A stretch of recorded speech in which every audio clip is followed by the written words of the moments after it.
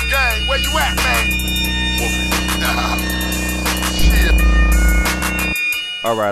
All right. Back at it like a crack at it. Wolfgang Amadeus. This is Set in the West. I have a question. Is the NFL done with Jay-Z? Or the question could be reversed as well. Is Jay-Z done with the NFL? And the reason why I ask is because what's going on as of late. So what it is we have Bad Bunny. Bad Bunny's a pretty decent artist. Shout out to Bad Bunny, big in reggaeton. Did a joint with Cardi B. And yeah, he's headlining. No, I'm sorry. Not headlining, but he is performing at the halftime show during the next Super Bowl in California. So big ups to him. Shout out to him. Shout out to the family. But I think something happened. There was a bit of a backlash that happened because of the Kendrick Lamar headlining the Super Bowl last year in February. And, you know, I think the NFL is taking a step back from doing anything political, if you really want to break it down and say what it is. Because before I even say Drake, Kendrick's whole performance, again, it was an art piece. It was artwork. It was dope. And I think some people were upset. I mean, a lot of people were upset. They said Kendrick Lamar's performance during the Super Bowl in 2025, he had received 125 official complaints to the U.S. Federal Commissions, the FCC, for provocation content and for symbolism. Trump was there. I'm probably the only person that said something about Trump being in attendance during that Super Bowl and walking out. They said that he walked out. They said he was offended. And I think he was offended because Samuel L. Jackson was also a part of the performance. And Samuel L. Jackson and President Trump they don't have a good history from what I'm hearing, from what I read. All tied to a golf game, something that happened back day, before he was even president. But, he also just rubbed some people the wrong way when he performed Not Like Us. And that was a diss track that targeted Drake, which it already had some legal baggage because, and we see where it's at right now with Drake suing all these people and, claiming botting. It was a show. I'll just say it like that. It was more than just a halftime show. It was an S show. Also, I mean, during that performance, there was a protester that came with a Sudan-Palestine flag, and he was on top of the car. Security got him out of there, but, the NFL said they were not aware of the intention of that. I think the NFL was like, we don't want this. So they pivoted and went, and they got Bad Bunny.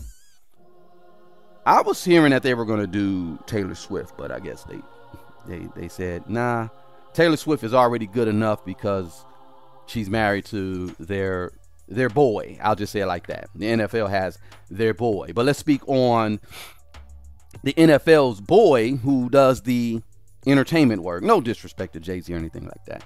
But NFL and Roc Nation, they had a relationship deal and structure since 2019. Roc Nation has been, formally partnered with the NFL to help oversee and produce entertainment. That's the halftime show.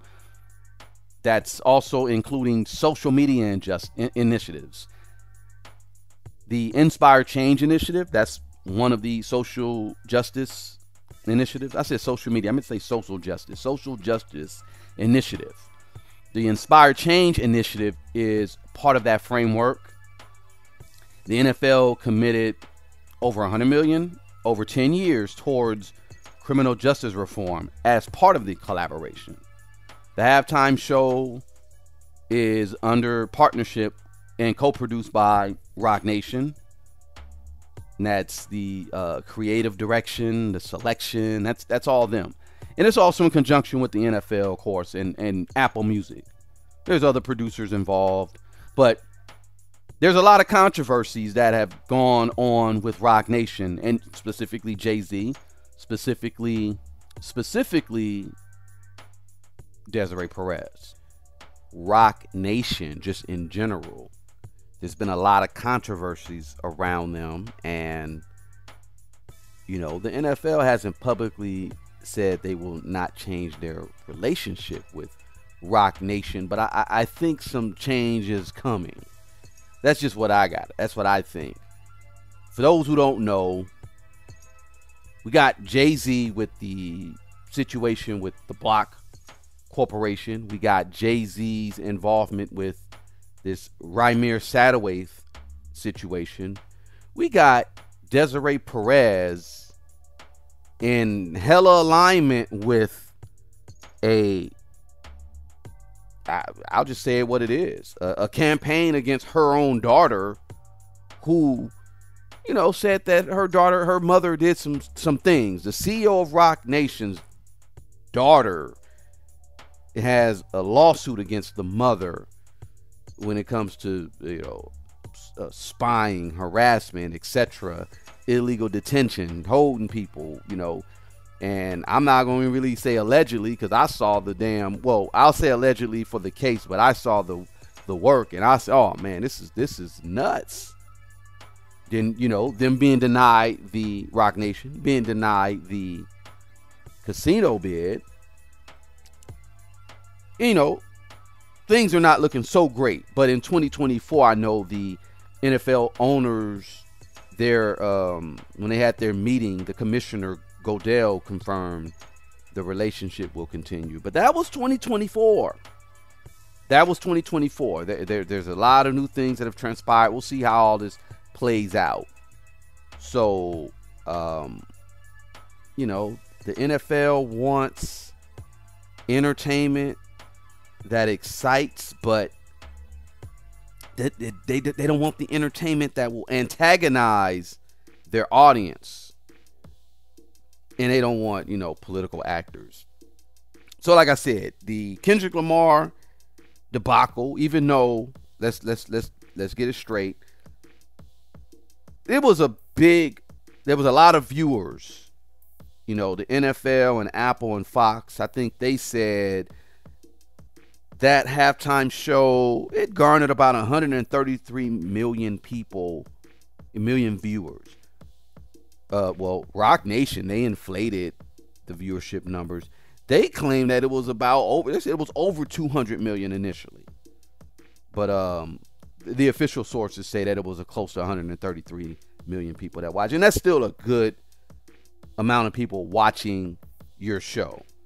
The show was still declared, the most watched halftime show ever, and they compared it to the Michael Jackson Super Bowl 27 and Whitney Houston's. Did Whitney Houston have a halftime show? I forget. Even though the reactions were mixed, some praised Kendrick's boldness. They also criticized the blending of entertainment and politics, and some people were just kind of neutral. And it was just like, okay, this is a spectacle. Some media sources reported that the NFL apologized over the controversies around the show. Now, did Roc Nation overstep? Did the NFL lose control? How many allies and how many opponents did they alienate? Let's talk about that. It was a brand risk. The NFL is a major corporate entity. It relies on the viewerships, the sponsors, the political goodwill, the audience, essentially, and you can't avoid you got to avoid alienating your audience. A politically charged show could provoke backlash from fans, sponsors, and political figures. If the halftime show is perceived as leaning political or advancing particular ideology, some viewers might feel excluded, or they'll see that the NFL is taking sides. The NFL historically, it tries to keep its big events in a realm of mass appeal, apolitical. When, edgy and confrontational content seeps in, it reduces the predictability and increases volatility.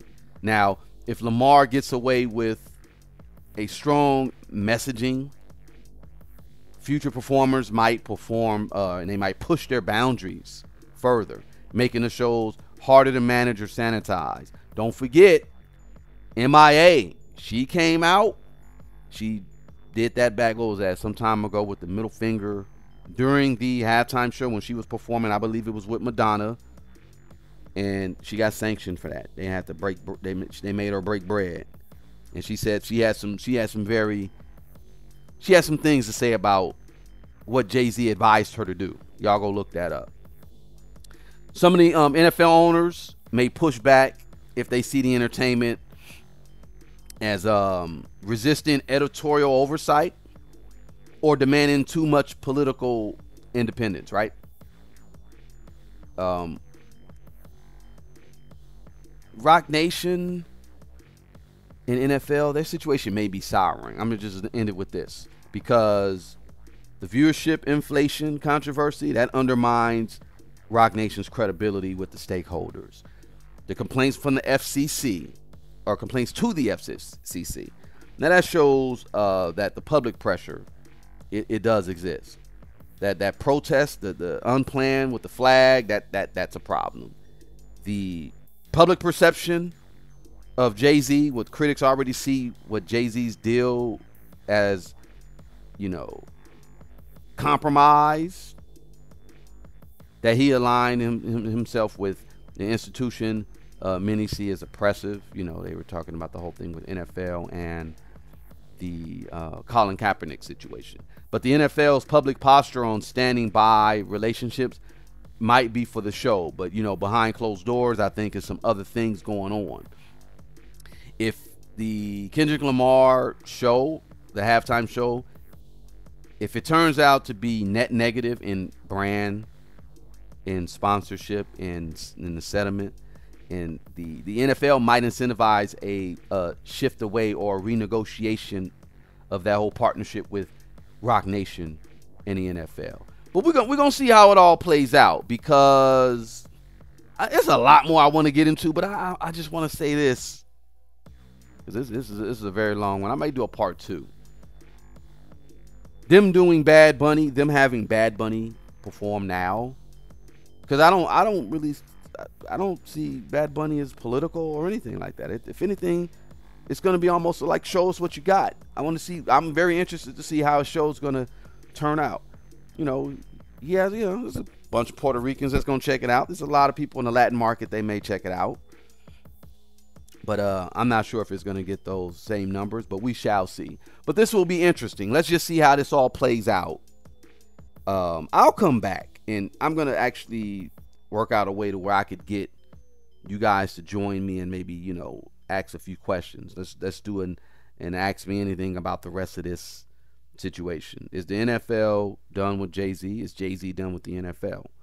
So let's talk about it. This is Wolfgang Amadeus. You tuned into the set. We out. Wolfgang, where you at, man? Wolfgang.